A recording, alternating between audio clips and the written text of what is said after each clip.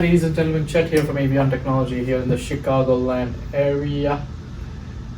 And today, who are we? We are an agency that works with other small agencies to help turn them around, make them profitable, help them scale up. We also work with a lot of small businesses. So today, I'm going to talk about the restaurant business and how you can actually do online marketing for your restaurant business, right?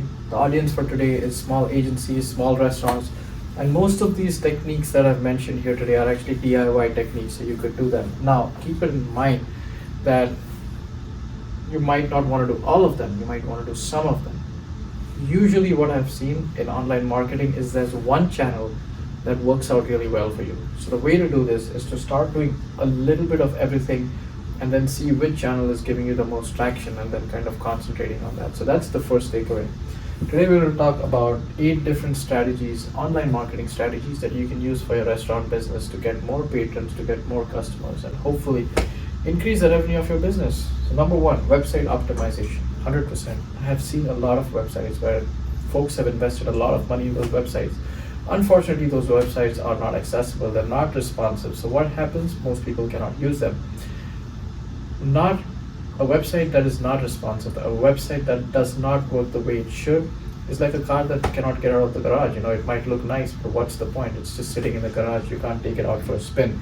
So definitely make sure your website is optimized. How? Make sure that it's responsive, that is, it works across all different browsers and all different devices, number 1.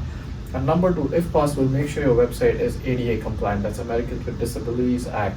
A lot of folks amongst us have disabilities and they cannot view a website the way the rest of us can, right? So make sure that your website is ADA compliant. Number 2, search engine optimization. What's search engine optimization? It's on-page and off-page optimization. What does that do? Well, it makes sure your site kind of shows up in Google search, that's search engine result pages, right? So if your website has good SEO, now I've posted a lot of statistics here. Now, one interesting statistics is that 76% of folks will Google something before they try it, whether it's a product or a service. Now, if your website doesn't show on Google, if your website doesn't show, and by the way, I don't care if you're an SEO expert, how long you've been doing SEO for. If you're not on the first page of Google's search results for something, no one even goes to the second page, right? I mean, no one even goes to like the bottom half of the first page. You gotta be in like the first 5, right? So make sure your website is optimized for SEO. How do you do SEO? Well, that's a topic for like a different lecture. But for starters, the way you do SEO is by targeting good keywords, long tail keywords. What are they? Go ahead and Google that. Third, Google My Business. So what happened was Google kind of went local 4-5 years back and started giving a lot of weightage to local things. So Google My Business is basically it verifies that you're a real legit business, right? And then it has created an ecosystem around that. So it has reviews, it has directions, it has all these different things. So make sure your Google My Business profile is verified. Fill up your Google My Business profile, which means having your store hours, your website URL, all that information. Because here's the interesting statistic: 97% of people will first try out a local option before they go somewhere else. So if you filled out your Google My Business page, if someone Googles, sushi, Arlington Heights, and your website shows up first, chances are they will come to your website and to your restaurant first. Next, search social media marketing. This is a no-brainer. The platform of preference, the social media channel of preference for most restaurant owners is Instagram. So make sure you are on Instagram. Next, reviews. This is again a no-brainer. 82% of folks will trust online reviews. So if you have patrons that come to your restaurant quite often, ask them to go and write a review, because that's going to entice other people to check out your restaurant. Next, email marketing. This is an interesting thing. Like a newsletter, email marketing works really well for the restaurant business. In fact, restaurant business has one of the highest open rates. It's 20%. So definitely try out email marketing. Make sure you capture a lot of emails and then make sure you're reaching out to those people via email marketing. In fact, I would recommend email marketing before you start anything, because those folks have been to your restaurant, so they are customers, and then wishing them on their birthdays, sending out emails on their anniversaries. It's just gonna, the more touch points that you have with the customer, the more that you stay in their consciousness, the more you stay in their memory, and you want to do that. So birthdays, anniversaries, work anniversaries, New Year's, these are all Thanksgiving. These are all legitimate touch points when you can reach out to someone and no one's offended by that.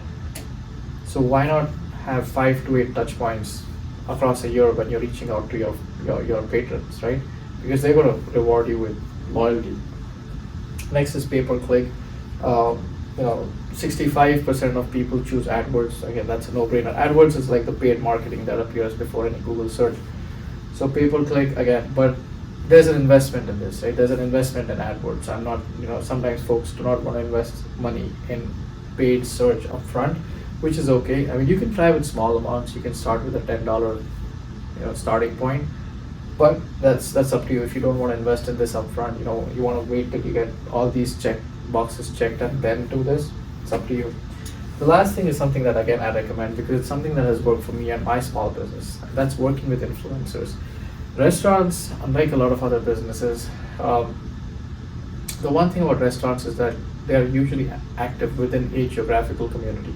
And it could be, the Lakeview suburb in Chicago, or it could be Arlington Heights, or it could be, Palatine, whatever, whichever neighborhood that you're in. And most of your patrons, or most of your customers tend to be from that neighborhood.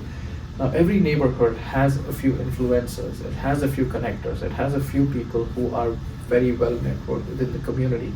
Try to find who they are, and give them concessions, give them some freebies, celebrate them, let them come and dine, have like 3 meals a year for free, something. I don't know. You can, you know your business better.